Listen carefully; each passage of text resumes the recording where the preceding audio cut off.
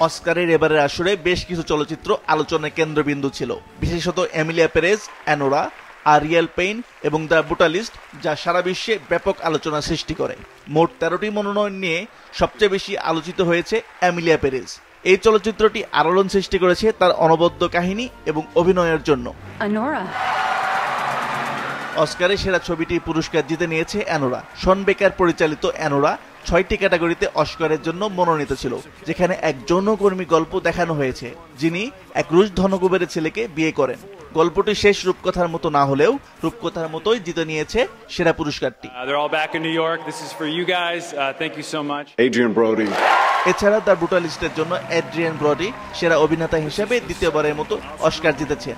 এর আগে 2003 সালে দ্য পিয়ানো চলচ্চিত্রের জন্য প্রথমবারের মতো অস্কার পেয়েছিলেন তিনি। তার সম্প্রতি অভিনয় তার পুরস্কারের মতোই প্রশংসিত হয়েছে। Acting is a very fragile profession. Mikey Madison. এবারের অস্কারে অ্যানোরা ছবির জন্য সেরা অভিনেত্রী হয়েছেন মাইকি ম্যাডিসন। তার অসাধারণ অভিনয় এবং চরিত্রের গভীরতা প্রশংসিত হয়েছে।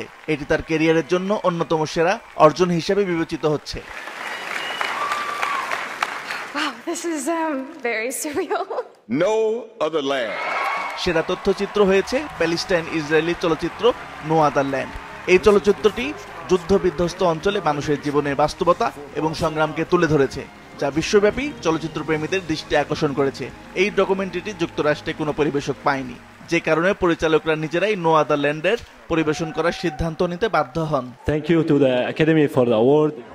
এবারের অস্কারে costume design, music, videography, sound প্রতিটি বিভাগেই নতুন উদীয়মানরা নিজেদের উপস্থিতি জানান দিয়েছে। সব মিলিয়ে অস্কারের 97তম আসরটি ছিল এক স্মরণীয় মুহূর্ত, যেখানে চলচ্চিত্র শিল্পের প্রতি অনুরাগীরা দেখেছেন নতুন নতুন প্রতিভাদের উত্থান এবং পুরনো কিংবদন্তিদের বিজয়। আসিফ আল আমিন, মাছরাঙা নিউজ ডেস্ক।